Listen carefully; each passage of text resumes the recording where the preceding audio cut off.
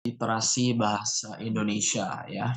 Subtes literasi bahasa Indonesia dan jadwal dari Caraku Academy untuk minggu ini literasi bahasa Indonesia hanyalah latihan soal ya. Berbeda sama yang kemarin.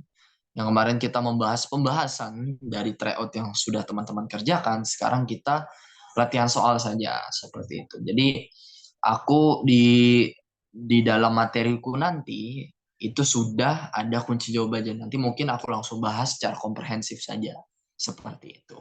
Oke, aku izin share screen teman-teman.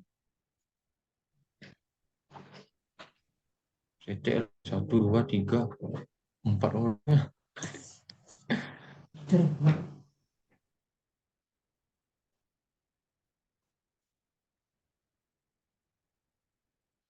Wait, aku izin share screen.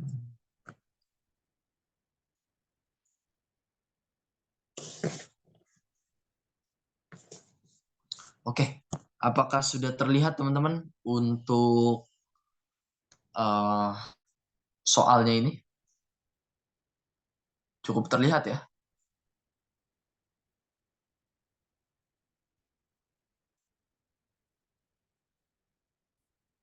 Bisa dilihat teman-teman?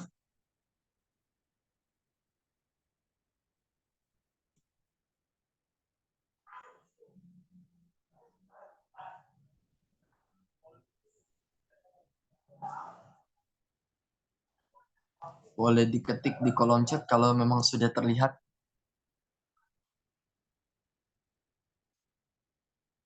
Cek. Oke, sip. Oke, ya. Di sini yang pertama banget, ya, kita akan membahas mengenai literasi bahasa Indonesia ya. Di sini yang perlu teman-teman pahamin bahwa aku selalu reminder setiap kali kelasku, ya, kelas bahasa Indonesia bahwa lah kita langsung ke baca soal saja. Langsung baca soal, tidak usah membaca teks terlebih dahulu. Soalnya apa baru kita tentukan. Seperti itu. Soalnya adalah apa inti teks tersebut. Ya, kalau kita ngomongin inti, ya pastinya kita akan ngomongin bagaimana satu kalimat, ya atau dua kalimat itu menjiwai seluruh isi paragraf yang ada atau seluruh isi teks yang ada. Ya, itu adalah aturan yang paling baku dalam menentukan inti teks seperti itu. Nah, kita perlu membaca dulu sebenarnya ya. Kita perlu baca dulu gitu ya. Ini kan A sampai E ini semuanya dua masing-masing ya. Ada yang satu kalimat, ada yang dua kalimat gitu kan. Kalau yang A ini jawaban yang benar, ini tuh dua kalimat ya. Kalau yang B satu kalimat, yang C itu satu kalimat, D itu dua kalimat, dan E itu satu kalimat. Seperti itu. Nah, bagaimana kita cari inti teksnya? Kita perlu lihat masing-masing paragraf. Ini ada dua paragraf. Nah, kita perlu perhatikan paragraf satu ini ngomongin apa, paragraf dua ini ngomongin apa. Seperti itu. Ya, Indonesia adalah negara multikultural terbesar di dunia. Ya, negara Indonesia terdiri atas berbagai kelompok etnis, suku, agama, budaya, dan lain-lain. Di Indonesia ada berbagai macam agama dan kepercayaan. Indonesia dapat menjadi berkah sekaligus musibah. Berkahnya karena Indonesia entitas negara dan bangsa mampu merawat keberagamannya, dapat menjadi musibah. Jadi satu sisi musibah kalau bangsa ini tidak bisa merawat keberagamannya. Nah, baru di istilahnya kita bisa gambarkan bahwa paragraf satu ini akan ngomongin keberagaman. Intinya itu, multikulturalisme. Kita bisa ngomongin multikulturalisme dari segi apa? Ada agama, ya, ada juga etnis, ada suku dan lain-lain. Dia akhirnya mecah jadi dua. Bisa jadi berkah dan bisa jadi musibah. Dijabarin tuh berkahnya kayak gimana, musibahnya seperti apa. Intinya tuh cuma ngomongin itu kalau kita berbicara mengenai paragraf pertama. Dan di paragraf kedua, lantas bagaimana cara agar dapat menghindari musibah ini? Nah, berarti kita bisa katakan bahwa paragraf kedua ini ngomongin ngomongin penjelasan dari paragraf pertama tentang musibah. Lantas bagaimana cara agar dapat menghindari musibah ini? Ya kan itu berarti penjelasan dari kalimat keenam. Dapat menjadi musibah jika bangsa ini tidak mampu merawat keberagaman seperti disharmoni bangsa yang terciptakan ini dan dijelaskan di situ. Lantas, bagaimana cara agar hindari musibah? Ada cara-caranya tuh kan. Pertama, bla bla bla bla. Kedua, bla bla bla bla. Kan? Ya, ketiga, bla bla bla bla bla. Jika seseorang mudah marah atau tersinggung dapat terjadi perpecahan dan konflik yang besar padahal dapat diselesaikan oleh Pak RT. Jadi kita bisa katakan paragraf kedua ini adalah solusi dari musibah yang ada, ya. Makanya kenapa hal ini menjadi relevan, ya. Indonesia yang merupakan negara multikulturalisme itu ada di atas nih yang tadi. Ada di paragraf pertama, ya. Dapat jadi berkah sekaligus musibah, itu ada di paragraf pertama. Ya, tepatnya di kalimat 4, 5, 6. 4 itu ngomongin berkah dan musibah, 5 itu ngomongin berkah, 6 itu ngomongin musibah, gitu kan? Untuk menghindari musibah, kita dapat memulai dari diri sendiri. Nah, untuk menghindari musibah itu ada di paragraf kedua, ya. Jadi inti teks itu adalah di dalam satu atau dua kalimat yang mana dia bisa menjiwai seluruh isi paragraf yang ada, bukan kalimat penjelas saja, tapi kalimat utamanya harus dipahami baik-baik seperti itu. Coba kita analisis yang B. Sebagai negara yang multikultural, oke, itu ada tulisannya. Indonesia dapat menjadi berkah atau musibah tergantung dari masing-masing rakyat dalam menyikapinya. Tidak ada di situ kawan, gitu kan? Bahwa dari masing-masing rakyat dalam menyikapinya itu ngarang di situ. Udah jadi ngarang di situ, ya. Diperlukan tindakan secara bertahap untuk menyikapi keberagaman, ya. Nggak ada tulisan dia bertahap di situ, ya. Jadi intinya itu hanya ada di nomor 7. Jawabannya dimulai dengan diri sendiri gitu ya. Bukan berarti dia bertahap untuk menyikapi keberagaman yang dapat menjadi berkah dan musibah. Indonesia punya berbagai etnis dan agama. Oke, aman. Sehingga dapat menjadi musibah sekaligus berkah. Perlu kesadaran diri sendiri untuk mewujudkannya. Nah, ini tuh sebenarnya bukan akibat ya. Kalau kita ngomongin yang uh, apa yang ngomongin pilihan D, Indonesia punya etnis dan agama. Tapi nggak nyampe sampai situ aja gitu ya. Bahwa Indonesia itu bukan hanya berbagai etnis saja, tapi berbagai suku, berbagai budaya dan lain-lain. Makanya kenapa dibungkus bukan menggunakan kata berbagai etnis atau berbagai agama, tapi katanya yang tepat adalah multikulturalisme. Ya. Sehingga dapat menjadi musibah sekaligus berkah, ya. Dan musibah dan berkah itu bukan menjadi akibat, ya. Bukan menjadi akibat, tapi itu tanda alami, ya, dari terwujudnya masyarakat Indonesia yang multikulturalisme seperti itu. Oke, kita masuk yang E. Keberagaman etnis dan agama di Indonesia merupakan bentuk multikulturalisme yang dapat menjadi musibah. Ah, ini cuma musibah nih ngomongnya. Tidak berbicara mengenai berkah. betul, berkah, ya. Jadi ada berkah dan ada musibah. Tapi di sini yang E cuma ngomongin musibah. Jadi kita eliminasi bahwa yang E itu salah, sisa yang hanya yang A yang benar gitu. Oke, kita masuk soal nomor 2 nih teman-teman. Sorry. Ya, soal nomor 2. Ya, kata itu pada kalimat ketujuh mengacu ke kata itu pada kalimat ketujuh mengacu ke kalimat. Nah, kalau ada seperti ini, mengacu, coba lihat kalimat sebelumnya, ya. Di sini, barangkali ada yang berpendapat bahwa kedua konsep itu bukanlah barang baru bagi masyarakat Indonesia. Lihat kalimat-kalimat sebelumnya sebenarnya, ya.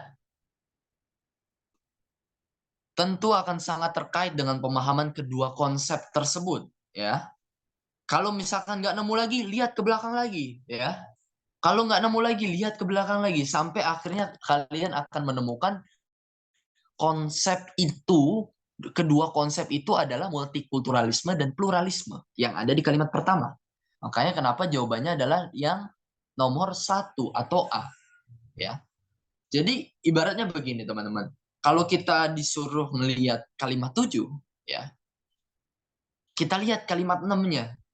Kalau misalkan kalimat 6 masih nggak nemu juga, apa sih mengacu pada apa, kalimat apa, nggak nemu juga, lihat kalimat 5.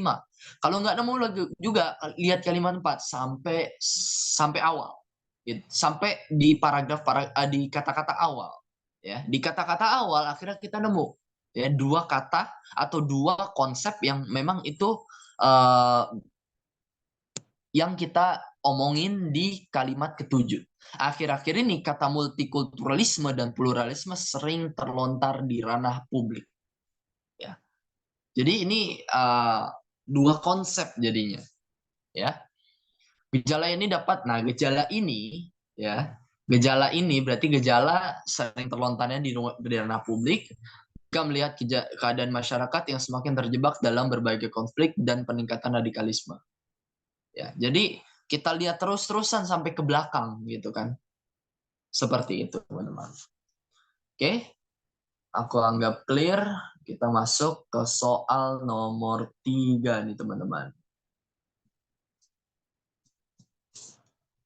Oke, ya. Di sini digambarkan adalah soal mengenai tujuan. Nah, ini termasuk soal yang paling sering keluar. Ya, jadi bisa dikatakan tujuan itu punya sekitar 3 soal sendiri ya di subtes PPU ataupun literasi bahasa Indonesia, tapi dia berbagai macam nih ya. Ada dia ngomongin tujuan penulis menghasilkan teks atau tujuan penulis menulis teks adalah ya. Yang kedua, dia akan ngomongin sikap sikap penulis menghasilkan teks, sikap penulis menuliskan teks ini adalah untuk bla bla bla bla, ya. Yang ketiga, maksud dari penulis menghasilkan teks tersebut adalah bla bla bla bla bla, ya. Jadi, ketiga model soal ini yang bakal nanti kalian temuin ketika sudah tryout ataupun nanti di SMB. Pasti ada kalau tujuan soal penulis itu. Nah, yang perlu diperhatikan kayak gimana sih kalau kita menjawab soal-soal yang tujuan penulis seperti ini? Yang pasti kita harus baca dulu ya. Kita nggak bisa nih melihat uh, tujuan penulis atau menentukan jawaban untuk soal tujuan penulis ini nggak baca semua, nggak bisa. Kita harus baca secara namanya skimming. Ya, baca cepat. Ya, baca cepat tapi harus paham. Terkadang kita baca cepat doang tapi kita nggak paham apa maksudnya gitu kan. Makanya kenapa di subtes literasi bahasa Indonesia bahkan PPU, PBM dan lain-lain itu dituntut sama namanya membaca scamming. Kalian harus baca cepat tapi harus paham. Nah, bagaimana caranya? Yaitu coba lihat masing-masing kata kuncinya. Gitu kan. Kata kunci itulah yang membuat kita menjadi paham. Oh, ini tuh maksudnya ke arah sini loh. Oh, berarti penulis tuh pengennya kita itu untuk diedukasi loh tentang ini kayak gitu. Oke. Nah, kita baca. Penelitian arkeologi yang panjang telah menunjukkan bahwa masyarakat yang hidup di Kepulauan Nusantara selalu memiliki beragam budaya. Ragaman budaya ini seakan telah menjadi fitrahnya karena tidak tiga faktor. Pertama, bla bla bla bla bla. Kedua, bla bla bla bla bla bla. Ketiga, bla bla bla bla bla sampai nomor 7. Ya, jadi ya kalimat 3, 4, 5-nya mana nih? 1, 2, 3, 4 ya. Ini lengkap nih sepertinya ya. Tidak ada nomor 5-nya. 1, 2, 3, 4. Tanggap ya 5, 6, 7. Berarti ada 7 kalimat nih ya.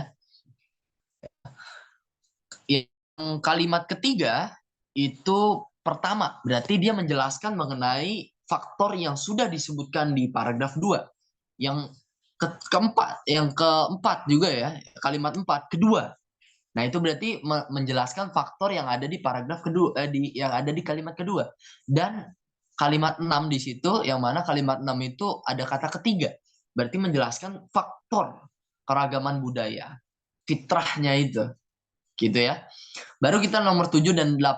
Dengan mekanisme ini terbentuk budaya-budaya lokal yang begitu beragam tetapi diantaranya memiliki nilai inti budaya yang mirip. Itulah pangkal multikulturalisme pada masa prasejarah. Nah, bagaimana cara kita menentukan itu? Yang pasti, Kita tahu nih, kita tentuin kalimat utama dulu. Kalimat utama itu apa? Penelitian arkeologi yang panjang telah menunjukkan bahwa masyarakat yang hidup di Kepulauan Nusantara selalu memiliki beragam budaya. Jadi kita tandain kata beragam budaya, ya. Jadi penelitian arkeologi ya nunjukin bahwa masyarakat di Indonesia, kita anggaplah Indonesia, selalu punya beragam budaya. Nah, beragam budayanya dijelaskan tuh ada 3 faktor, ya. Makanya mengapa kita perlu menjawab dengan jawaban yang A, menjelaskan hasil dari penelitian arkeologi yang lama, ya. Kenapa? Ada yang tahu nggak kenapa kata yang lama? Ya. Kenapa ada kata-kata yang lama? Kenapa nggak yang baru? Ada tandanya di mana? Ada yang bisa jawab? Kenapa jawabannya menjelaskan hasil dari penelitian arkeologi yang lama? Kenapa nggak yang baru? Ada kata apa sih di situ? Dia bantu aku untuk jelasin.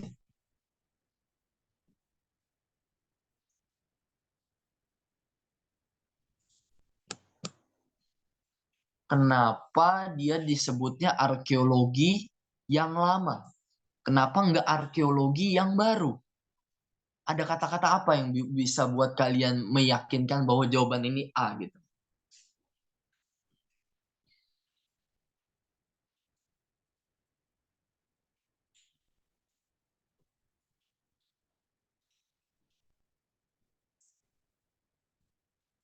Ada yang bisa bantu aku untuk jawab? Rapopo salah.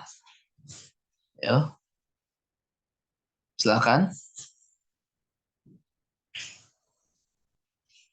Kenapa harus yang lama? Oke, oke, aku langsung jawab aja nih. Oke, prasejarah mungkin Kak. Oke, itu bisa ya. Kata-kata prasejarah bisa. Tapi yang harus teman-teman pahami, coba baca baik-baik kalimat pertama yang menjadi kalimat utamanya. Ya, penelitian arkeologi yang panjang, ya, yang panjang telah menunjukkan bahwa masyarakat yang hidup di Kepulauan Nusantara selalu memiliki beragam budaya. Yang panjang, ya. Kalau panjang, kalau ini kan ibaratnya kalau kata yang panjang ini bisa kita artikan ini tuh kiasan. Penelitian arkeologi yang panjang berarti itu yang lama gitu kan. Yang punya apa? Daya waktu lama gitu kan. Jadi itu kiasan. Nah, ini aku di sini ingin menunjukkan kepada teman-teman makna konotatif ya, makna yang bukan makna sebenarnya. Ya, di mana penelitian-penelitian arkeologi yang panjang ya, bisa juga kita bisa artikan gitu. Penelitian arkeologinya misalkan barang yang diteliti panjang-panjang kan gitu. Tapi bukan bukan itu artinya. Artinya adalah penelitian arkeologinya cukup memakan waktu lama nih, yang akhirnya nunjukin penelitiannya bahwa masyarakat yang hidup di Kepulauan Nusantara selalu memiliki beragam budaya. Ya. Dan di situ akhirnya beragam budayanya itu dijelaskan 3 faktor bla bla bla bla bla gitu kan. Makanya kenapa di A itu ngejelasin hasil dari penelitian arkeologi yang lama. Ya. Coba yang B mengajak, nggak ada kata-kata mengajak di sini. Ya. Kata mengajak itu apa? Ayolah, marilah, silakan dan lain-lain. Nah, mengajak pembaca untuk tertarik dengan Nusantara. Bukan itu, ya kan? Karena bukan ngomongin Nusantara kita kan, seperti itu. Membahas dampak dari adanya keberagaman budaya, ya. Tidak dijelaskan mengenai keberagaman budayanya ini karena kenapa? Dampak itu kan setelah ada masalah, yaitu setelah keberagaman budaya. Padahal di sini sebenarnya bukan ngomongin setelahnya, tapi sebelumnya. Ya pakai sejarah-sejarah dan lain-lain, gitu kan? Jadi kita akan menepis jawaban, sorry, menepis jawaban yang uh, yang C tadi, ya. Kita masuk yang D, menjabarkan kehidupan masyarakat, ya, menjabarkan kehidupan masyarakat di Nusantara, ya tidak ada, karena di sini nggak ngomongin masyarakat di Nusantara tuh menjadi petani, nggak diomongin. gitu, menjadi nelayan dan lain-lain tidak diomongin di sini. Ya kan? Di sini cuma hanya menjabarkan adanya keragaman budaya, itu pun sebab-sebab keragaman budayanya, gitu kan. Mendeskripsikan dasar multikulturalisme Indonesia tidak juga. Ya, dasar multikulturalisme tidak dijabarkan di sini seperti itu. Oke, kita lanjut ke soal berikutnya. Soal nomor 4. Oke, ya. Film terhadap minat menonton dengan penyesuaian gagasan pada kalimat 1 dan 2 akan menjadi selaras bila keduanya dihubungkan dengan, ini yang butuh banget untuk dicerna baik-baik, karena soal-soal yang seperti ini kadang kita cernanya butuh 2 kali, ya kan? Film terhadap minat menonton dengan penyesuaian gagasan pada kalimat 1 dan 2 akan menjadi selaras bila keduanya dihubungkan dengan. Ini bingung nih kita pasti. Bingung. Saya yakin pasti bingung. Kita ini sebenarnya arah soalnya mau ke gimana sih? Makanya kita perlu membaca terlebih dahulu bagaimana uh, isi dari teks tersebut gitu. Film terhadap minat menonton dengan penyesuaian gagasan kalimat 1 dan kalimat 2 akan menjadi selaras bila keduanya dihubungkan dengan, ya, disadari atau tidak, film dengan berbuatan ideologis di belakangnya menjadi sebuah alat yang ampuh culture penetration ataupun sebagai counter culture. Jika ia sengaja ditujukan secara individu-individu yang secara psikologis disebutkan, sehingga sangat rentan untuk menerima muatan itu. Ya. Nah, ini sebenarnya cuma ngomongin, ya, sebenarnya bisa kita katakan kalimat 4 ini, soal nomor 4 ini cuma ngomongin kalimat 1 sama kalimat 2 ini kalau dihubungkan, apa yang dihapus gitu. Nah, makanya kenapa jawabannya apalagi? Apalagi itu menggantikan kata jika yang ada di kalimat 2 ini. Disadari atau tidak, film dengan berbagai muatan ideologis di belakangnya menjadi sebuah alat yang ampuh sebagai culture penetration ataupun sebagai counter culture. Apalagi ia sengaja ditujukan secara individu-individu yang secara psikologis disebutkan sehingga sangat rentan untuk menerima muatan itu. Nah, jadi itu kan sebenarnya cuma ngomongin selaras tidak selaras. Apa sih kata hubung yang perlu kita ganti? Apa sih konjungsi yang perlu kita ganti? Makanya kenapa jika itu nggak laras? Ya, jika itu kata jika itu adalah yang menunjukkan pengandaian. Ya. Jika, apabila itu kan mengandai-andai. Ya, tapi kalau apalagi itu berarti ada sesuatu yang ditambah-tambahkan di kalimat berikutnya atau dilebih-lebihkan. Misalkan begini, ya, aku aku suka kamu, ya, aku suka kamu karena kamu cantik. Apalagi kalau kamu memakai kerudung, kamu nambah cantik, gitu kan? Jadi seperti itu. Apalagi itu adalah sesuatu yang mana dia melebihkan. Ya, bukan mengandai-andaikan, tapi dia melebihkan sesuatu, ya, yang mana melebihkan itu dia bisa uh, kebablasan gitu. Kalau misalkan kebablasan maka jadi begini loh, ya kan?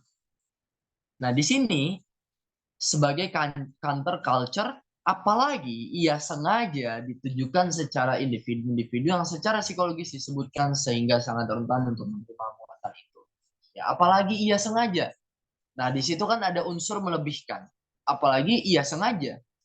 Ya. Makanya nanti kenapa ada aspek sengaja dan ada aspek yang tidak sengaja. Nah, itu seperti itu.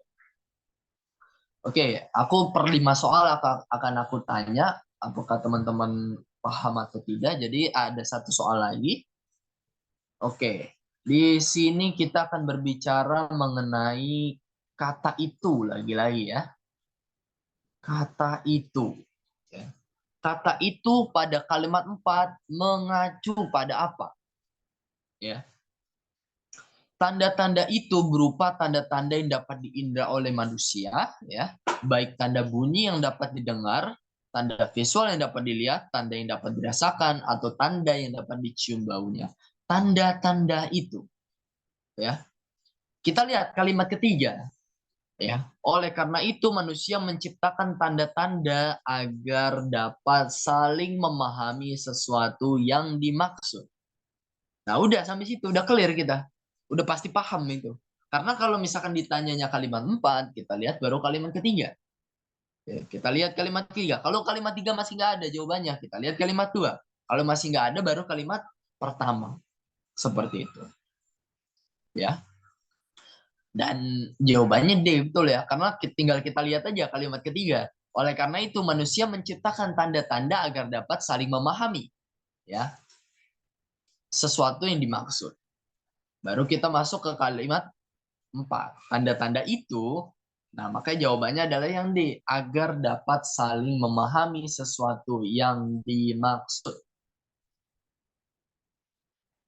Oke, sampai sejauh ini 5 soal yang sudah kita bahas, ada yang ingin ditanyakan nggak teman-teman?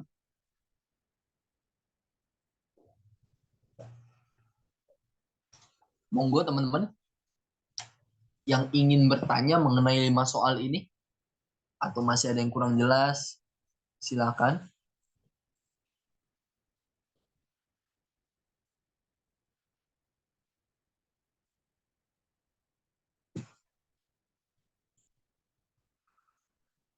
Oke, tidak ya, aman ya.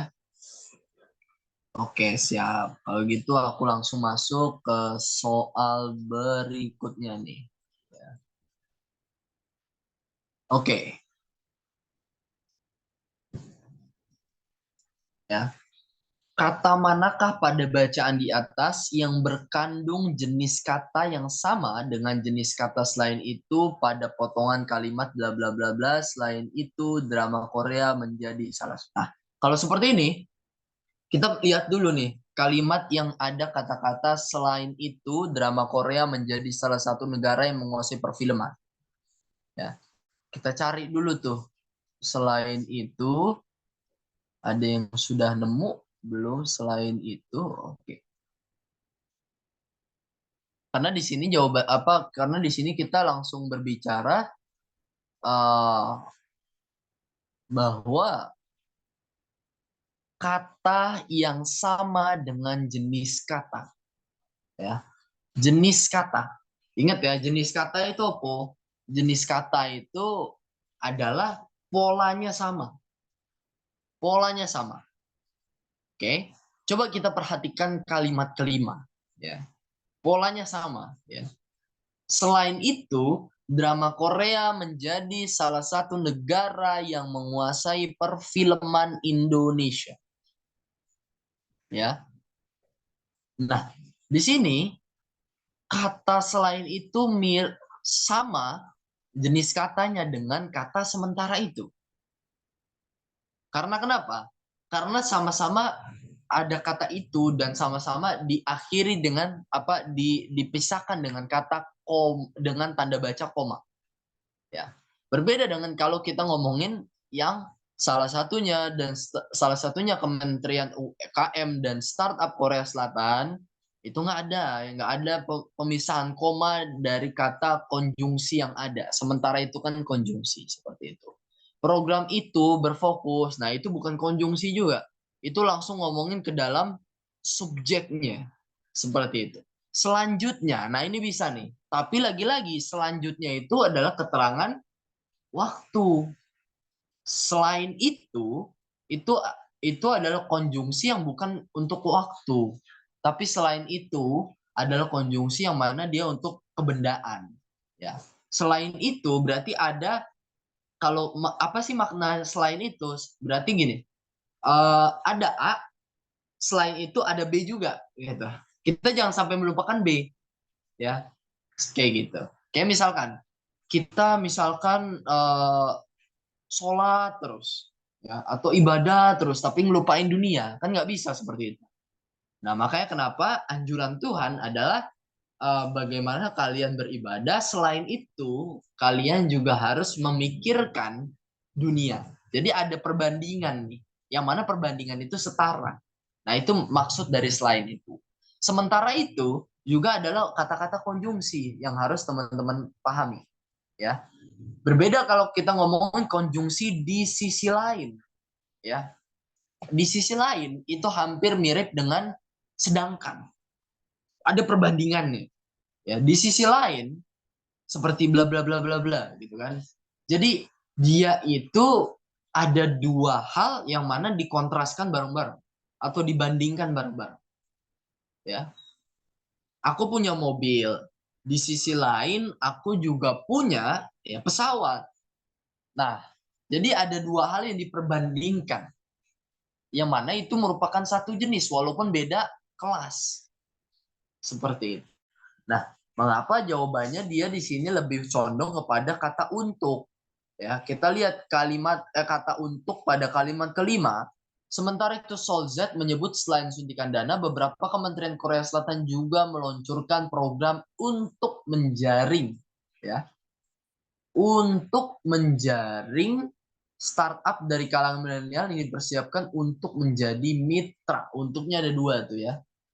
Nah, di sini dia punya kelas kata yang sama gitu. Dengan apa? Kata-kata yang selain itu, drama Korea menjadi salah satu negara yang menguasai perfilman Indonesia. Ya. Jadi dia punya kelas kata yang sama. Selain itu, dengan kata sementara itu, ya kan? Soal Z, ya, soal Z itu berarti kita akan ngomongin subjeknya, gitu kan? Ada subjeknya, drama Korea menjadi salah satu negara yang menguasai perfilman Indonesia. Ya, Solzet menyebut selain suntikan dana, beberapa kementerian Korea Selatan juga meluncurkan. Ya, di sini ada perbandingan, ya. Beberapa kementerian Korea Selatan meluncurkan program untuk jaring startup. Program untuk, ya. Berarti dia adalah kegunaan. Dia menjawab kegunaan. Seperti itu. Oke, aku anggap clear untuk soal nomor 6. Kita lanjut ke soal nomor 7.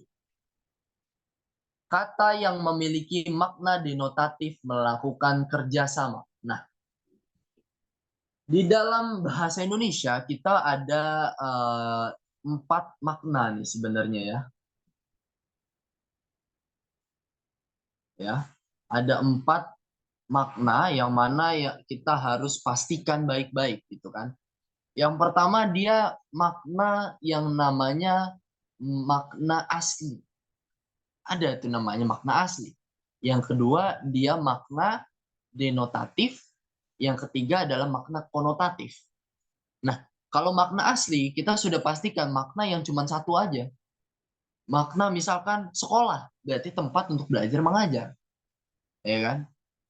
Misalkan makna kalau makna apa denotatif itu ada dua, ya. Dia punya dua dua apa dua kata, ya, dua kata. Cuman dua kata ini berbarengan satu sama lain. Melakukan sama kata kerjasama itu digabungkan. Ya, berbeda kalau kita pakai menurut sudut pandang makna asli, melakukan kerjasama. Tapi kalau ini kita satukan, melakukan kerjasama. Ya, seperti itu. Oke. Nah, kalau makna konotatif itu selalu berkaitan sama kiasan, teman-teman. Kiasan contohnya adalah anak emas, ya. Anak emas, ya, terus anak emas, buah tangan, tangan kanan, dan lain-lain. Anak emas, kalau kita satuin, anak sama emas, anak itu berwarna emas, nggak mungkin.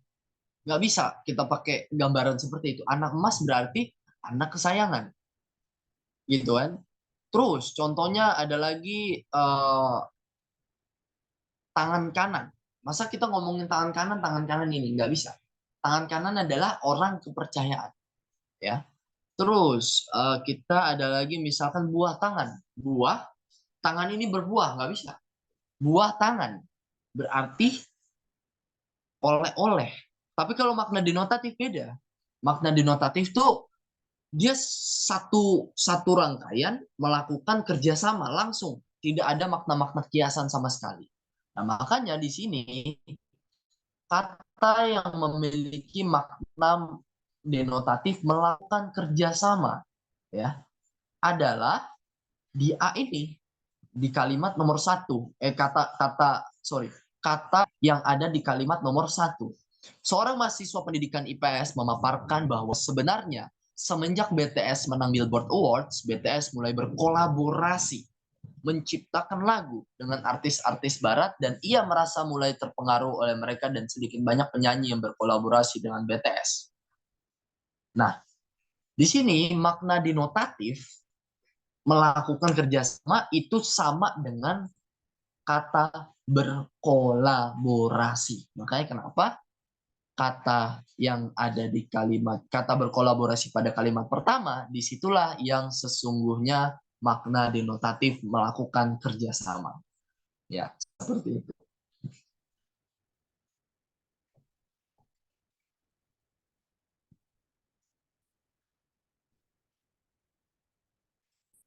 Oke, aku anggap clear, kita masuk ke soal nomor 8, teman-teman. Nah, iki. Ya, pernyataan yang sesuai. Nah, ini aku selalu katakan ini adalah dua hal yang pasti bakalan muncul di soal apapun. Entah itu kalian ketemu di PBM, entah itu kalian ketemu di PPU, entah itu kalian ketemu di PU, ataupun literasi bahasa Indonesia. Pernyataan sesuai, tidak sesuai. Ya, pernyataan benar, pernyataan salah. Nah, tapi kalau kita ngomongin PPU sama literasi bahasa Indonesia, kita akan ngomongin sesuai tidak sesuai. Tapi kalau kita berbicara mengenai uh, yang satunya di subtes PU, kita akan ngomongin mungkin benar, mungkin salah, bisa juga. Seperti itu. Oke, aku anggap clear untuk pemahaman umumnya. Pernyataan yang sesuai dengan teks tersebut adalah, ya lagi-lagi kita perlu baca. Tapi bacanya kayak gimana sih, gitu kan? Apa kita perlu baca semuanya? Enggak perlu. Kita baca A dulu, kita baca A, kita cocokin sama teks yang ada. Kalau gini sih sebenarnya gampang ya. Kita langsung cocokin berdasarkan angka-angkanya saja. Karena misalkan 110, 1994 gitu kan. Kita cari, ada gak yang tulisannya 110 laman web gitu kan. Nah, ini di sini nih. Ya. Pada 1994, World Wide Web Form atau WWW, salah satu mesin pencari awal yang mengklaim telah mendata 110.000 laman web. Ya, pada 1994. Ya. Lanjut. WW4W merupakan salah satu mesin pencari awal yang telah menyatakan keberhasilannya mendata 110 laman web. Lalu 3 tahun sebelum 1994, mesin pencari telah mengindeks 2 juta laman. Ya. Nah, nggak bisa. Karena kenapa? Coba diperhatikan di kalimat 9-nya. 3 tahun berselang, mesin pencari telah mengindeks 2 juta laman. Berarti sekitar tahun 1997. Tapi di sini dikatakan dia ya keberhasilan mendata 110 laman web lalu 3 tahun sebelum. Nah, 3 tahun sebelum 1994. Berarti 1991. Padahal dia diciptakan dari 1994. Jadi kita langsung eliminasi yang A. Ya. Ekspresi matematis dari 10. Nah, ini 10 pangkat 100. Ini ada di kalimat 5. Kata Google yang berakar dari Google, ekspresi matematis dari 10 pangkat 100 dan merepresentasikan tujuan menciptakan mesin pencari skala besar. Ya. Langsung kita katakan, ya. ekspresi matematis dari 10 pangkat 100 ya, dan merepresentasikan tujuan menciptakan mesin pencari skala besar. Ya, betul ya, 10 pangkat 100 ekspresi matematis, betul ya. Tujuannya adalah mencari mesin pencari skala besar, makna kata Gogol ya, betul, yang merupakan kata asal dari Google ya. Yang tapi ini agak rancu kata-katanya ya, terlalu jelimet kalau kita lihat ya. Ekspresi matematis dari 10 pangkat 100 dan merepresentasikan tujuan menciptakan mesin pencari skala besar merupakan makna kata Google yang merupakan, nah ini udah nggak jelas sebenarnya. Walaupun data-datanya semua sesuai ya. 10 pangkat 100 sesuai. Ekspresi matematis sesuai ya. Mesin pencari skala besar sesuai. Google ya sesuai. Google sesuai. Tapi dari struktur kalimatnya nggak jelas gitu. Masa merupakan itu sampai diulang 2 kali, yang itu sampai diulang 2 kali gitu kan? Itu ini nggak bisa kita tolerir seperti itu. Oke, lanjut. Yang C ya. Pada tahun 1998, Page dan Brin membuat makalah yang menjelaskan bahwa PageRank merupakan algoritma yang digunakan untuk memprioritaskan. Ya, pada tahun 98, Page makalah yang menjelaskan bahwa PageRank, ya kita lihat 98 gitu kan. Kita lihat yang 98. Nggak ada yang oke, 98 ya, yang kalimat 11 nih. Melansir pada 1998 itu, PageRank merupakan algoritma yang bertujuan memprioritaskan suatu laman dibandingkan laman lain. Ya, kita lihat. Pada tahun 98, Page dan Brin, oke, 98-nya benar, Page dan Brin-nya benar, membuat makalah. Apakah dia membuat makalah? Tidak. Benar ya, melansir makalah buatan, betul ya, yang menjelaskan bahwa PageRank merupakan algoritma. PageRank algoritma, betul ya, yang digunakan untuk memprioritaskan satu laman dibandingkan laman lain. Oke, coba kita lihat baik-baik ya. Selain efisiensi, Google dirancang dengan teknologi baru. Apa namanya? PageRank. Melansir dari makalah buatan Page and Brin, ya, yang diterbitkan tahun 98, Page dan Brin, ya. Tahun 98 membuat makalah yang menjelaskan bahwa PageRank adalah algoritma yang digunakan untuk memprioritaskan suatu laman ya dibandingkan laman lainnya. Nah, ini betul nih ya. Coba kita lihat yang lainnya. Padahal di sini jawabannya E ya. Coba kita lihat dulu masing-masingnya lah. Apakah kunci jawabannya salah atau seperti apa. Pertemuan Larry Page dan Sergey tahun 95. Kita lihat. Tahun 95. Ada di paragraf, oke. Di kalimat kedua. Keperkasaan Google di jagat pencarian bermula kala Larry Page dan Sergey Brin bertemu 95 di Stanford. Oke, pertemuan Larry Page dan Sergey Brin, betul. Larry Page sama Sergey Brin tahun 95 di Stanford adalah awal kehebatan dari Google. Ya. Hingga jadi mesin pencari yang sudah digunakan ya. Lebih dari 1,9 M pengguna internet. Betul juga nih ya kan? Pertemuan Larry Page dan Sergey Brin 95 Stanford University adalah awal kehebatan. Nah, sebenarnya aku masih agak rancu dengan kata kehebatan. Ya. Karena kenapa? Karena di sini dia memakai kata keperkasaan, bukan kehebatan. Ya. Google adalah mesin pencari yang dapat digunakan untuk mencari informasi lebih dari bla bla bla bla bla 1,9. Oke. Ya. Ya, di sini kita perlu teliti. Ya. Karena kenapa? Aku barusan kurang teliti karena 1,9 M itu adalah situs webnya, bukan pengguna internet. Kalau kita kurang teliti sedikit bahaya itu, ya. 1,9 M itu adalah bukan pengguna internet tapi situs web yang ada di jagat maya. Oke. Kita next.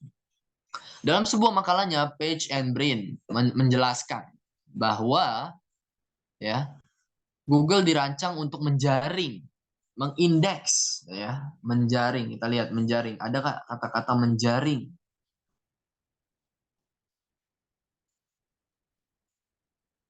Raono ya, nggak ada ya. Selain efisiensi PageRank diterbitkan, PageRank merupakan algoritma yang bertujuan untuk memprioritaskan, ya, mengukur seberapa objektif dan relevan tautan yang ditautkan oleh suatu laman. Semakin objektif dan relevan, semakin besar kemungkinan suatu laman. Ya. Tidak ada ya yang menyebutkan mengenai ini.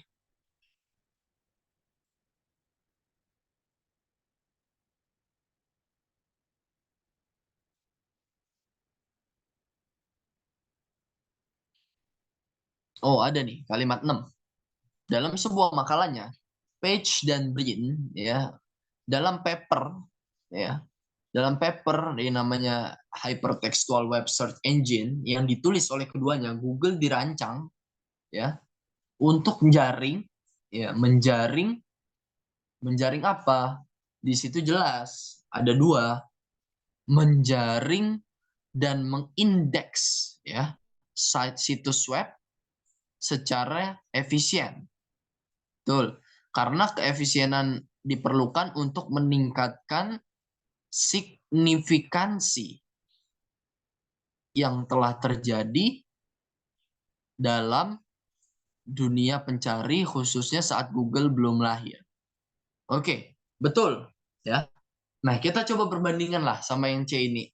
Kira-kira ada yang bisa jawab nggak kenapa C ini salah, kenapa E ini benar gitu. Padahal dua-duanya ada nih di dalam teks. Karena salah satu yang jadi pertanyaannya adalah pernyataan yang sesuai. Bisa nyari perbedaannya nggak nih teman-teman? Monggo. Sambil diteliti lagi, diteliti dalam-dalam nih, ya kan? Kita coba lihat lagi, baca lagi yang C nih ya. Tahun 98, Page and Brin. Oke. Kalimat 10 sampai kalimat 11. Pada tahun 98, Page and Brin membuat makalah. Ya. Oke, aku nemu ya. Aku nemu nih, guys. Ini memang agak tricky ya kalau bisa katakan. Yang C itu kenapa? Yang C itu kenapa dia bisa salah? Karena di situ dikatakan makalahnya dibuat. Oke, kata digunakan dan bertujuan. Oke, kata digunakan dan bertujuan. Oke.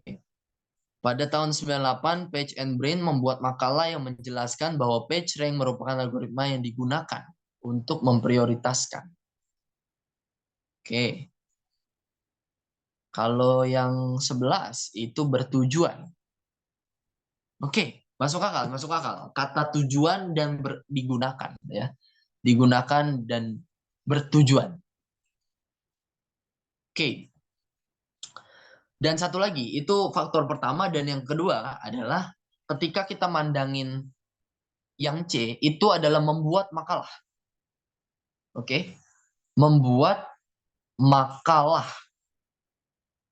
Ya.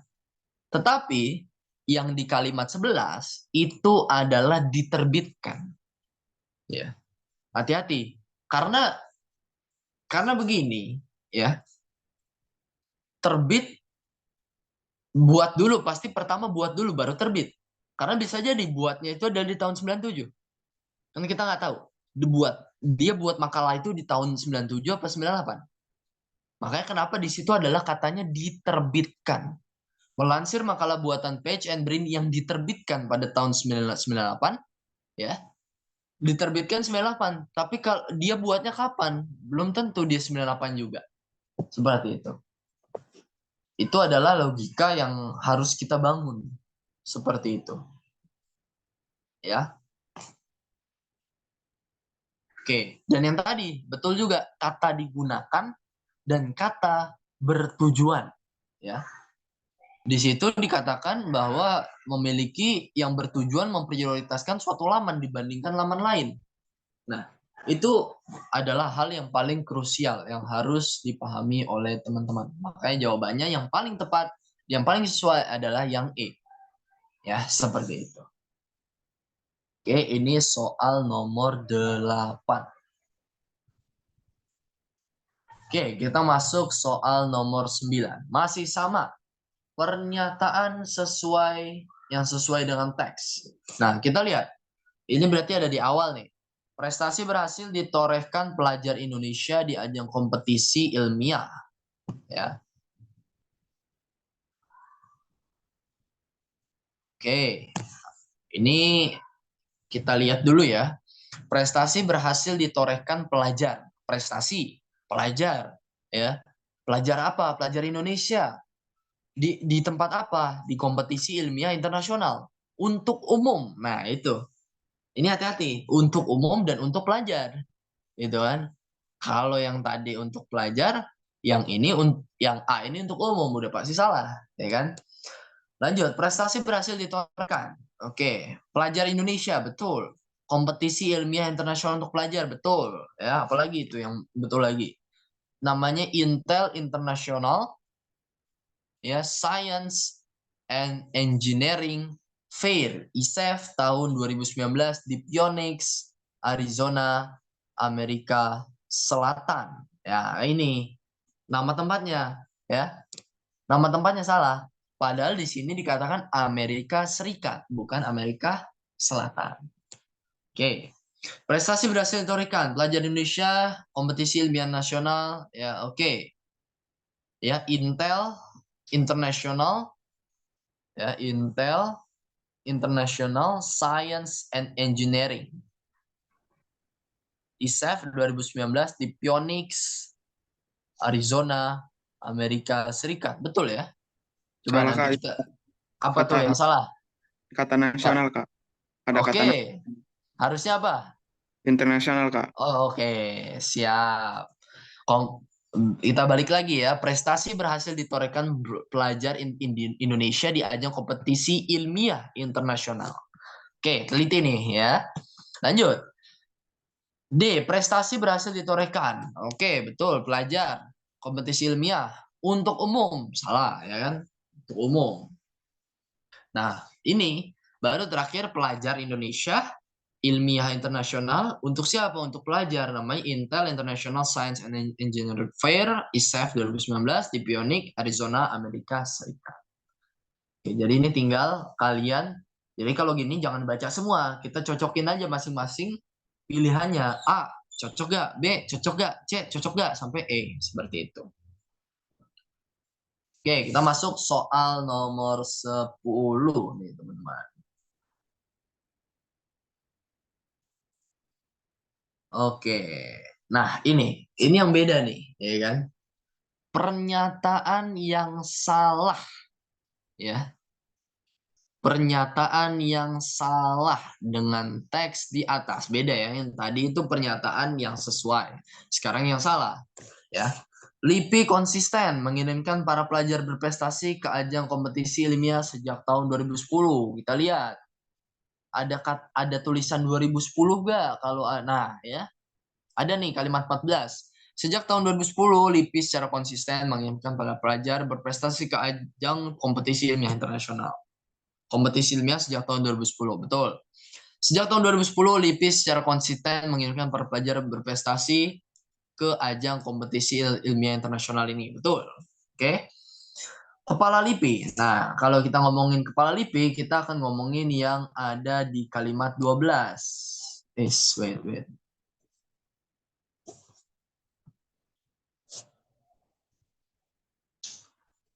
Ya, kepala LIPI namanya Tri Handoko Laksono, ya, Laksana Tri Handoko, menyebutkan keberhasilan siswa Indonesia pada tahun lalu membuktikan bahwa kreativitas dan inovasi, ya, generasi muda kita mampu bersaing secara global, ya.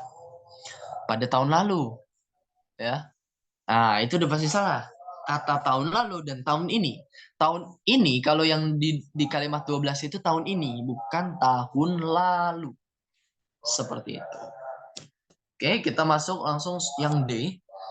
Lipa berkomitmen untuk terus mendukung, ya. Ini ada juga ya, kalau kita lihat memang dia komitmen untuk inisiatif open infrastruktur, ya, baik maupun daya peneliti maupun peralatannya, ya.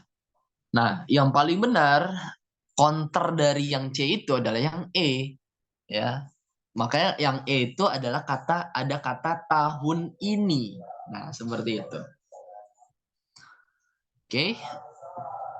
Aku anggap clear untuk soal nomor 10. Oke, dari 1 sampai 10 tadi ada yang ingin ditanyakan nggak nih teman-teman? Dipersilakan banget kalau ada yang mau bertanya.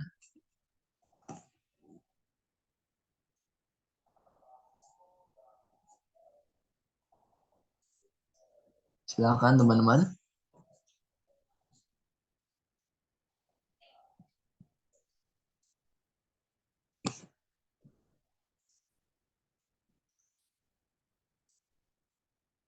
Oke, aku anggap cukup ya untuk dari 1 sampai 10. Kita lanjut ke soal berikutnya. Soal nomor 11.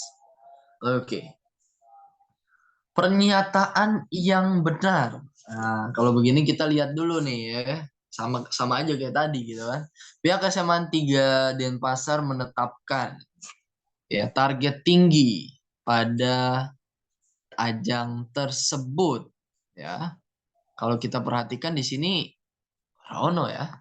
Kata SMAN 3 misalkan. Kata-kata SMAN 3 itu baru ada cuman di kalimat 3 ya. Para pelajar SMAN 3 berhasil ya. Keduanya meneliti potensi. Kami tidak menetapkan target terlalu tinggi. Itu ada tuh ya. Di kalimat 5. Kami tidak menetapkan target yang terlalu tinggi pada ajang ini. Tapi di sini dikatakan di yang A itu menetapkan target yang tinggi. Seperti itu. Lanjut. Para pelajar SMA Negeri 3 Denpasar tersebut sebelumnya juga berhasil mendapatkan Special Award kategori. Nah, kita lihat. Kata Special Award itu baru ada kalau kita coba masuk ke kalimat, ada yang nemu kata Special Award. Kalimat 3 Kak, ada Kak. Oke, kalimat 3. Oke. Ya.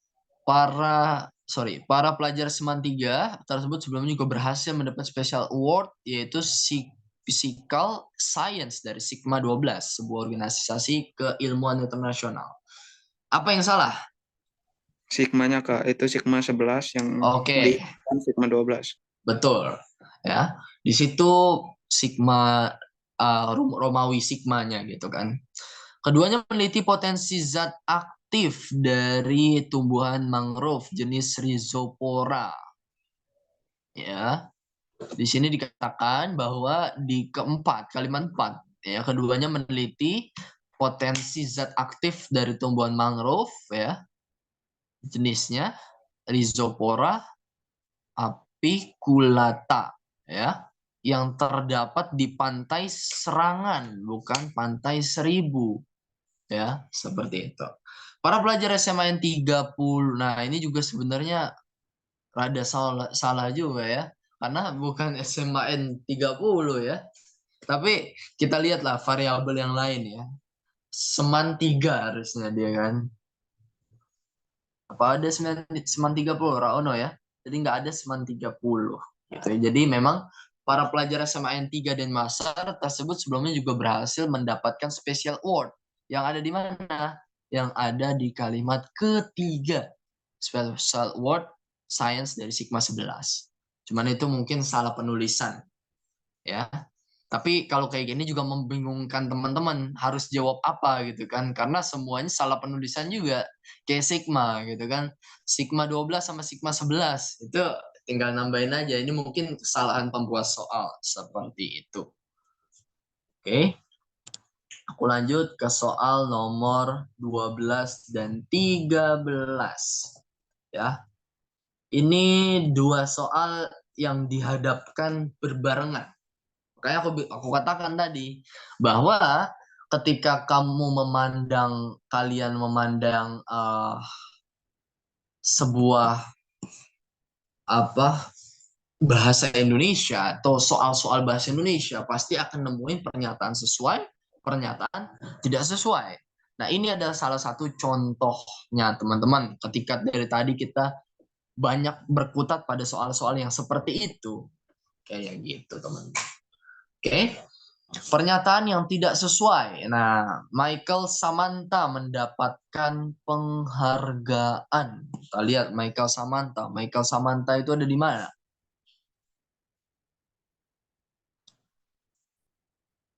Nggak ada ya Michael Samantha itu.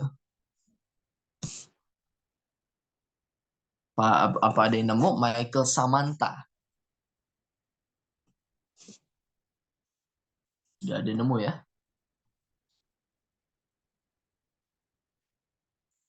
Sorry. Kalimat 8 kayaknya Kak, tapi Samantha doang. Oke, ya. Di Samantha doang ya. Terus berarti kita coba lihat kalimat 7. Nggak ada juga ya. Oke, jadi ya udah pasti lah. Samantha ya banyak ya kan. Samantha banyak. Apa mesti Michael Samantha? Nggak tentu. Jadi di sini sorry. Michael Samantha. Ini agak membingungkan sih. Kalimat 6 Kak ada Kak? Kalimat, oh ya, Michaela Samantha. Ya, untung teliti ya. Michaela Samantha mendapatkan penghargaan. Ya, kalimat 6, penghargaan juga didapatkan Michaela Samantha. Berarti ada tuh ya di situ. Ya, pada tahun ini Intel ISEF diikuti lebih dari 1.800 apa nih karya ilmiah pelajar. Ya, di sini kita lihat 1.800. Ada yang sudah nemu kata angka 1.800 lebih?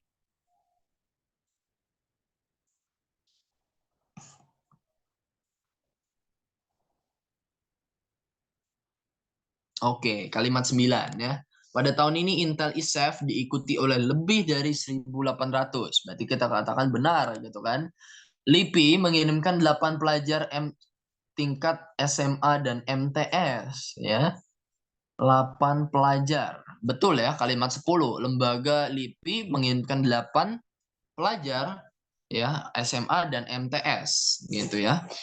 Pada tahun ini Intel ISEF diikuti oleh lebih dari 1.800 karya, betul, 423 afiliasi, 88 negara. Oke, betul. Hanya SMA Negeri 3 Denpasar yang mendapatkan penghargaan. Salah. Karena kenapa? Ada SMA 3, SMAK ya, SMAK Penabur Gading, Serpong juga gitu kan yang dia eh, dapat penghargaan itu gitu. Jadi bukan satu sekolah aja, bukan SMA yang juga saja seperti itu. Oke, itu tadi kita ngomongin yang salah ya atau yang tidak sesuai. Sekarang kita akan ngomongin yang sesuai. Ya, kita akan ngomongin yang sesuai. Keberhasilan siswa Indonesia pada tahun lalu membuktikan bahwa kreativitas. Nah, ini kita akan ngomongin yang tadi juga ya, yang masalahnya si kepala Tri ini, kepala LIPI, Laksana Tri Handoko. Kata tahun lalu dan tahun ini. Ya, harusnya tahun ini. Pihak SMA N3 Denpasar tidak menetapkan target yang terlalu tinggi. Ada tadi ya. Imade Wirataya Putramas dan Caroline Matilda berhasil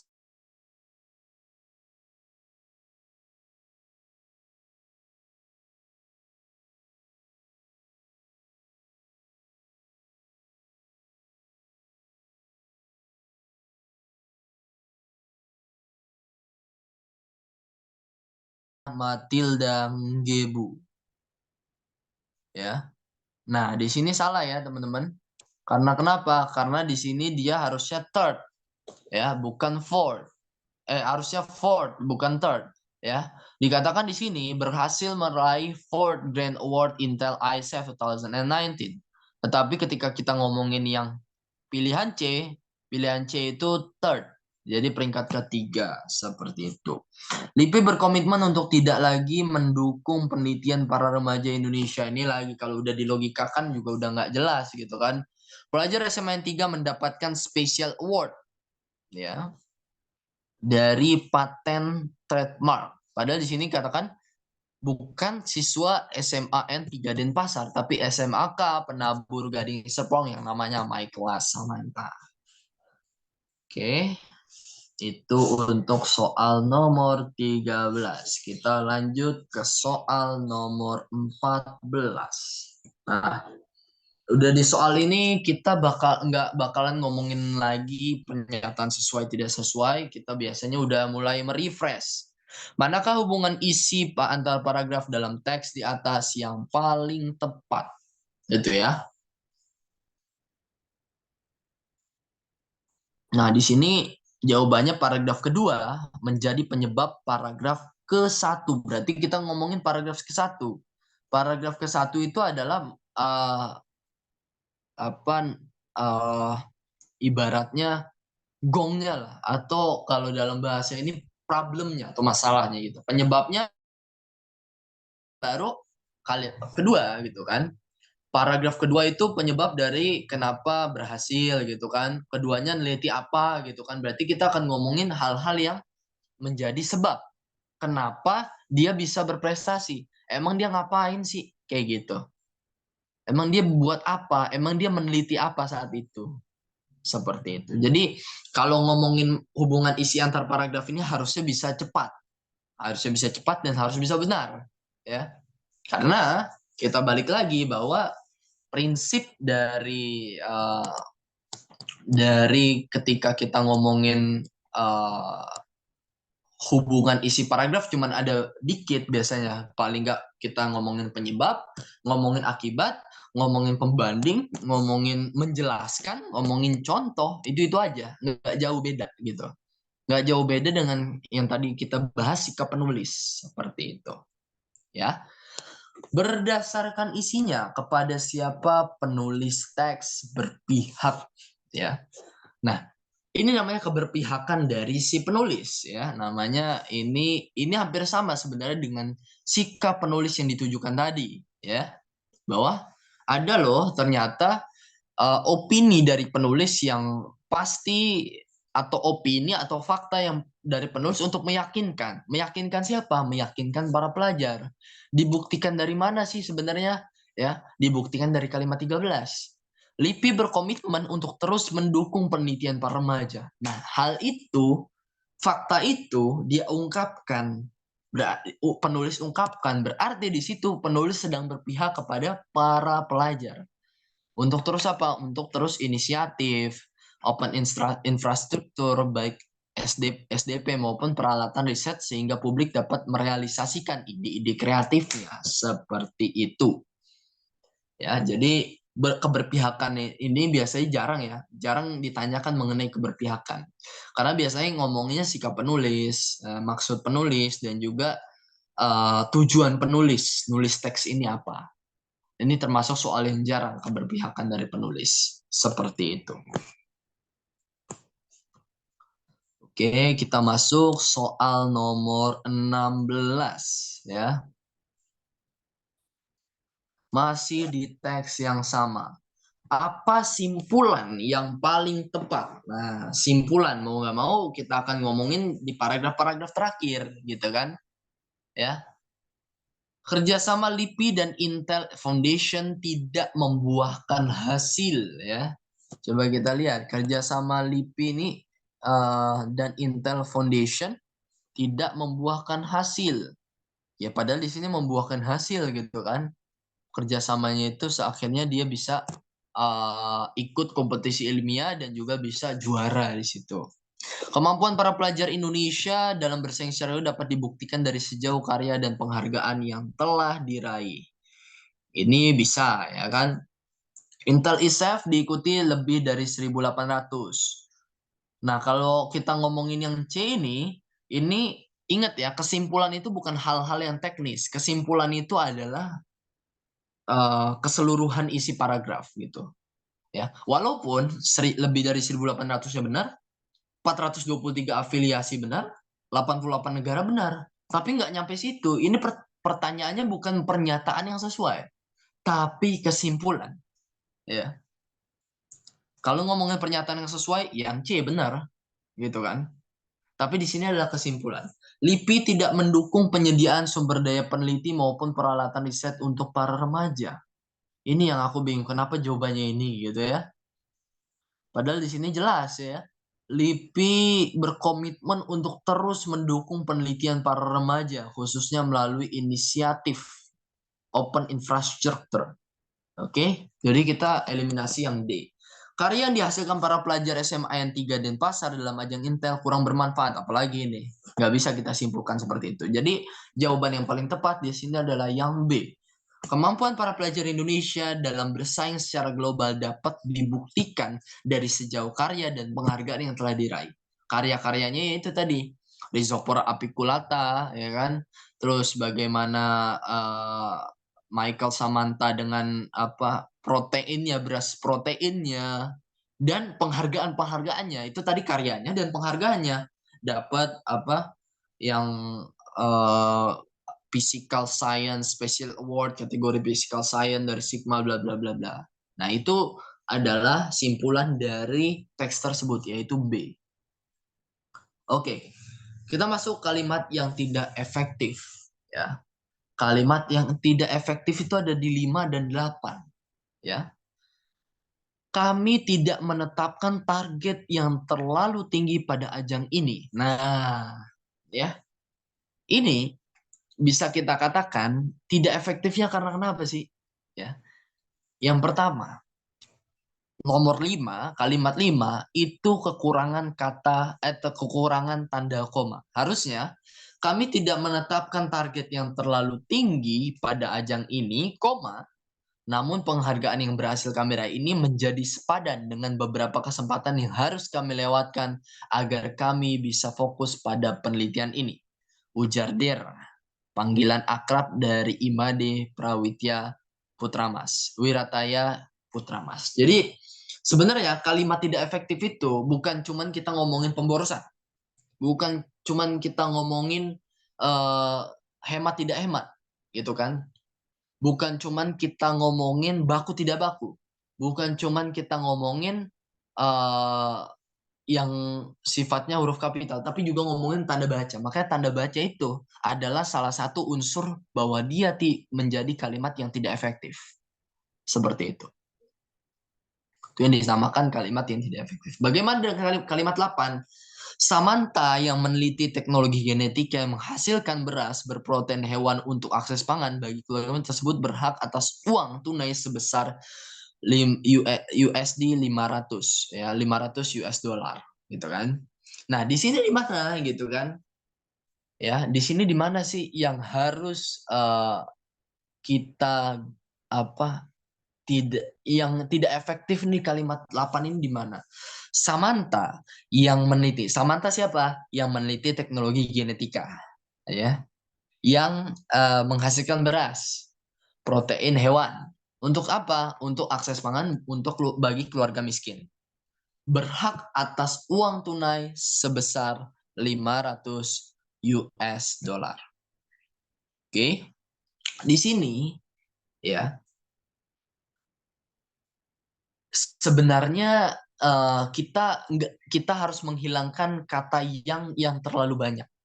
Ya, Samantha yang meneliti teknologi genetika menghasilkan istilahnya begini, kita perlu menghilangkan satu yang, biar yang itu tidak banyak di dalam satu kata.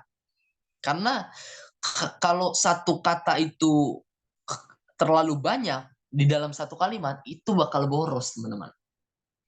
Samantha yang meneliti teknologi genetika menghasilkan beras berprotein hewani untuk akses pangan bagi keluarga miskin tersebut berhak atas uang tunai sebesar 500 US dollar.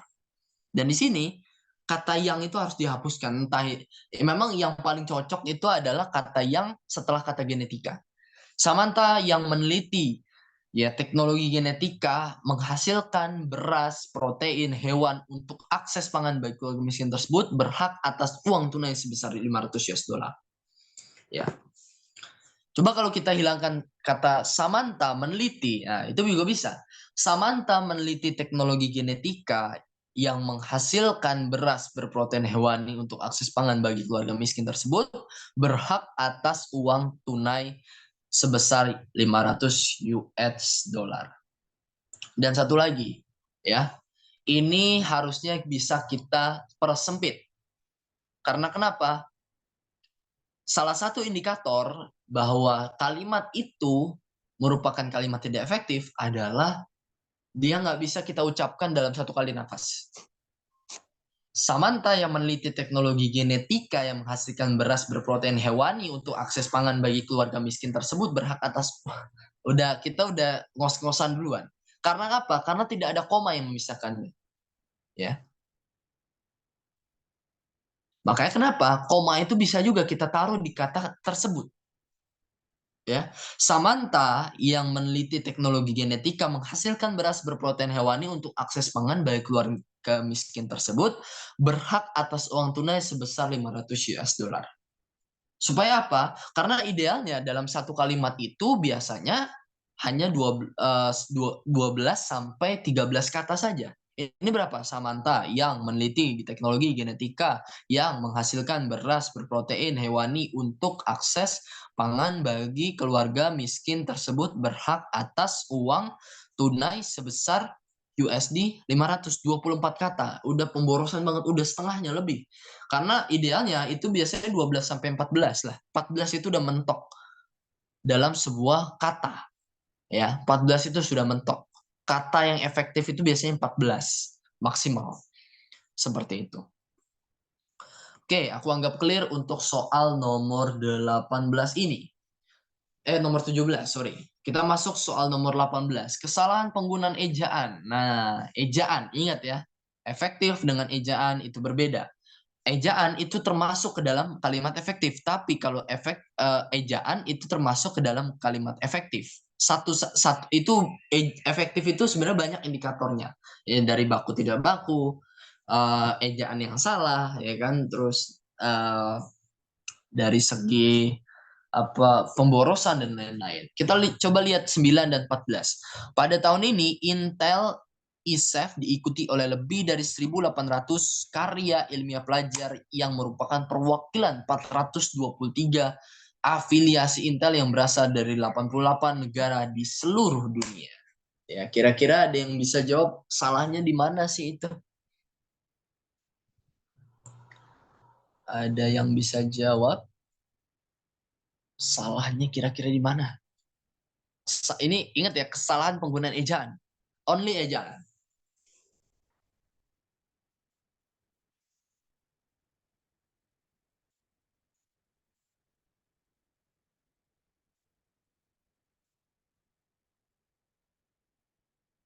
Oke. Sebenarnya kata afiliasi itu tidak cocok, teman-teman. Ditaruh di situ. Ya, kita coba aku tak share screen dulu mengenai wait.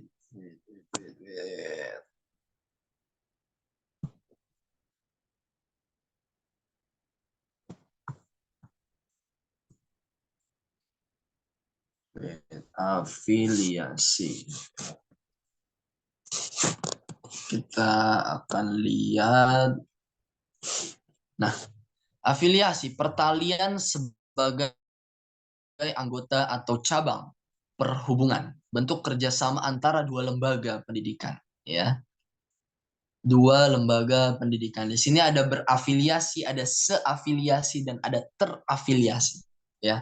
Kalau kita coba ngomong afiliasi doang, ya, yang tadi aku bisa katakan pertalian, ya. Coba kita lihat ya untuk yang soal tadi.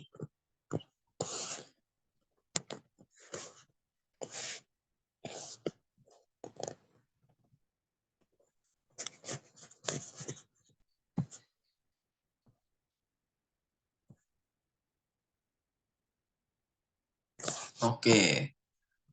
Ya.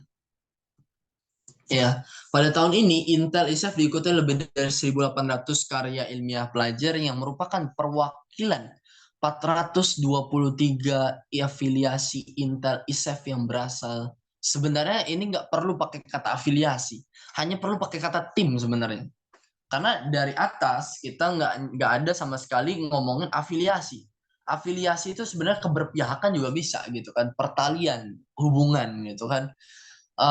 Misalkan afiliasi aku dalam beragama ke ISIS misalkan ya, afiliasi aku dalam beragama itu ke ISIS. Nah, hal-hal kayak gitu itu yang dinamakan afiliasi. Jadi pertalian atau ada hubungan atau juga bisa dikatakan keberpihakan. Nah, kalau di sini kita nggak bisa ngomong bahwa afiliasi itu adalah keberpihakan ke Intellisef atau hubungan ke Intellisef, enggak. Tapi sebenarnya lebih lebih kita dapatkan ketika 423 tim yang berasal dari 88 negara. Dibandingkan kita pakai kata afiliasi. Kata afiliasi ini sangat rancu gitu, ya. Atau kalau mau kita pakai kata perwakilan 423 aliansi, itu bisa, ya. Lebih enak lagi itu pakai kata aliansi, berarti gabungan dari tim-tim, gitu kan. Kalau kata afiliasi itu sangat tidak cocok ditaruh di kalimat ke-9 ini. Bagaimana kalimat ke-14? Kita lihat. Sejak tahun 2010, Lipis secara konsisten. Nah, udah salah di sini ya. Konsisten. Harusnya nggak pakai S, ya kan? Harusnya konsisten saja, gitu kan? Nggak usah pakai konsisten. Ini udah kesalahan ejaan. Seperti itu. Oke, kita masuk 2 nomor terakhir yang akan kita bahas. Ya, sorry, 3 nomor terakhir yang akan kita bahas di sini adalah ide pokok, ya. Kalau kita ngomongin ide pokok, berarti kita akan ngomongin cuma satu, ya, kalimat yang ada di awal. Udah itu aja. Udah pasti itu kalau mau ngomongin ide pokok, gagasan pokok, kalimat utama, biasanya itu ada di awal, tapi hati-hati, bisa juga ada di akhir. Nah, makanya kita perlu membaca awal dan akhir. Sekitar 2 kalimat awal dan 2 kalimat akhir untuk meyakinkan bahwa oh, ini toh ide pokoknya. Seperti itu. Ya. Oke, jadi untuk ide pokok sudah jelas. Kita masuk ke nomor 20 ya. Nomor 20, kata ini pada kalimat keempat. Nah, ya, masuk lagi nih kalimat keempat. Ya, melalui jejaring sosial yang didirikan oleh Mark Zuckerberg, seorang mahasiswa Harvard ini, ya, berarti mau nggak mau ininya masuk ke dalam yang ada di frasa sebelumnya, yaitu apa, melalui jejaring sosial yang didirikan oleh Mark Zuckerberg. Berarti Mark Zuckerberg-nya yang perlu kita tuliskan seperti itu. Oke, nanggung ya, mungkin sampai nomor 25 saja. Berdasarkan bacaan di atas, bagaimana pengaruh Facebook bagi banyak orang, ya. Di sini jelas gitu kan. Pengaruh Facebook untuk bagi banyak orang itu ada di kalimat 5 sampai kalimat 5 ke bawah gitu kan. Bahkan sebenarnya bisa kita ngomong bahwa kalimat 1 itu pun adalah kegunaan ya atau pengaruh Facebook, ya, di mana kerap dijadikan media pengekspresian imajinasi banyak orang, ya. Makanya kenapa menjadi media pengekspresian imajinasi yang ada di A. Seperti itu. Oke, 4 nomor terakhir kita akan masuk kalimat penutup untuk melengkapi bacaan di atas agar menjadi bacaan yang lengkap, ya. Berarti kalau kita ngomongin kalimat penutup, kita akan berbicara mengenai kalimat terakhir aja gitu kan. Only kalimat terakhir gitu ya. Only 2 ya, sekitar 2 kalimat terakhir gitu kan. Kita lihat kalimat terakhir, 2 kalimat terakhir. Bahasa Indonesia sangatlah penting penggunaannya dalam kehidupan sehari-hari sebagai alat komunikasi antar warga yang satu dengan yang lain.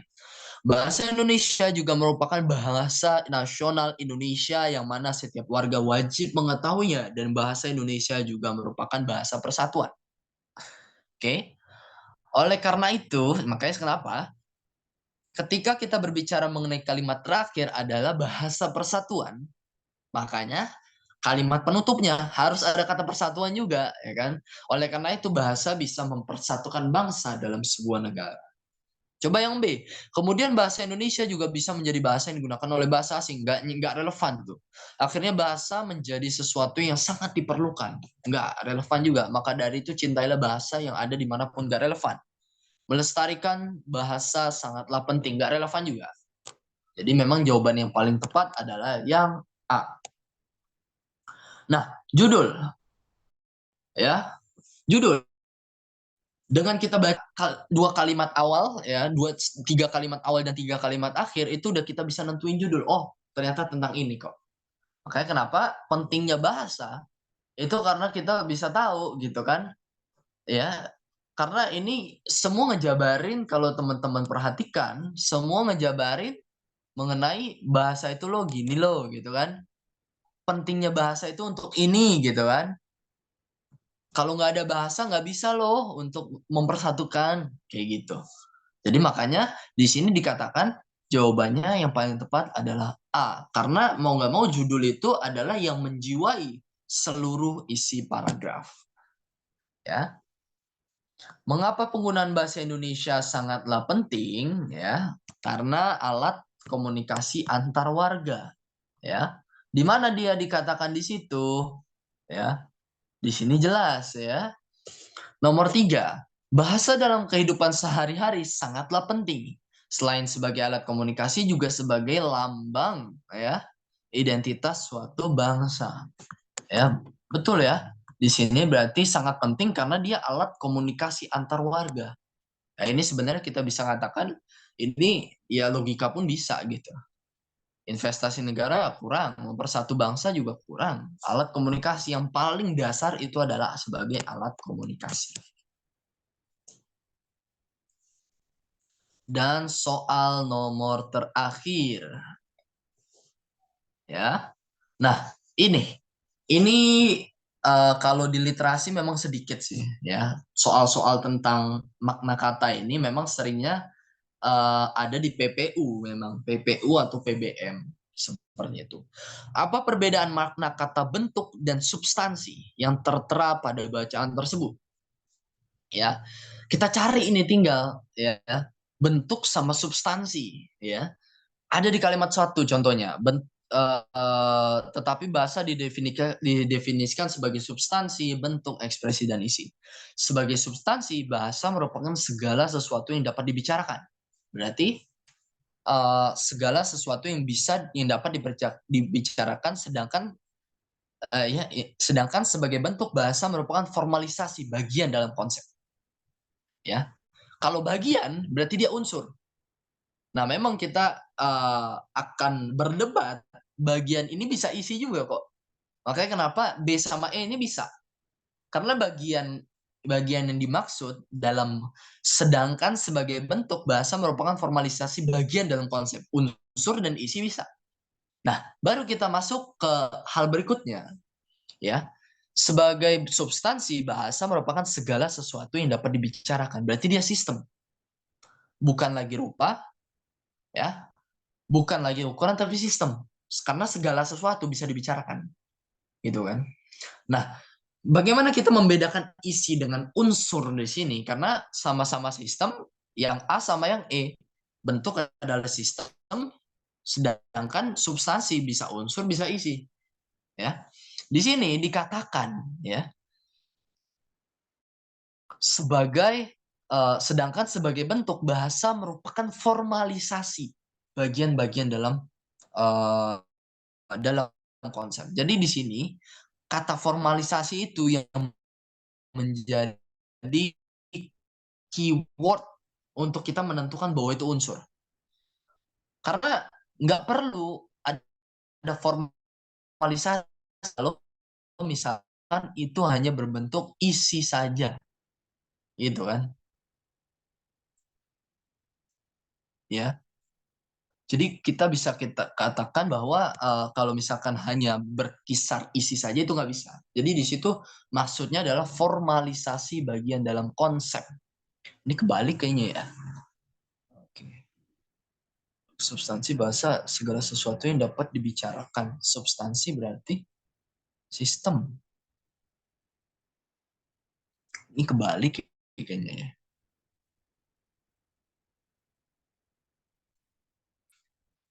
Iya, sepertinya kebalik ini. Rauno jawaban ini sebenarnya nomor 25 ini. Karena kenapa? Karena yang tadi aku jabarkan, substansi itu adalah sistem, ya. Misalkan secara substansi, misalkan kita dengar orang debat gitu kan. Secara substansi undang-undang ini tidak bisa disahkan. Secara sistemnya ini nggak bisa kita katakan gitu kan. Seperti itu. Substansi itu lewat lebih ke arah dia sistem, sedangkan bentuk dia adalah unsurnya. Ini memang kebalik nih. Ya, karena di sini jelas. Sedangkan sebagai bentuk, bahasa merupakan formalisasi bagian dalam konsep. Kalau bagian, berarti dia unsur. Bukan hanya sifatnya isi dan bukan sistem. Berbeda sama substansi. Segala sesuatu bisa dibicarakan. Substansi itu sistem. Sedangkan bentuk itu adalah unsur. Oke? Sampai sini. Ada yang ingin ditanyakan oleh teman-teman semua? Dipersilahkan kalau ada yang mau bertanya.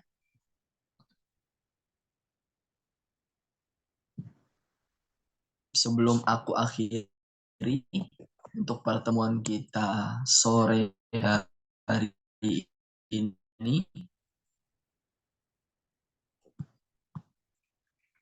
Ada yang ingin bertanya?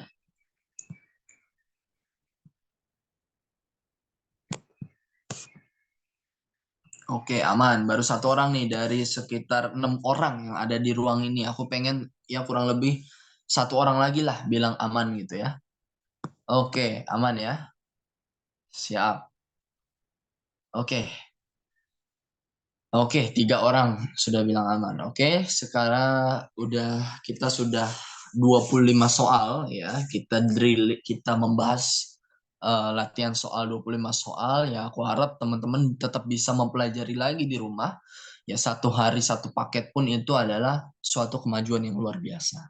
Ya, mungkin itu aja dari aku untuk pembelajaran kita kurang lebih 1 jam 4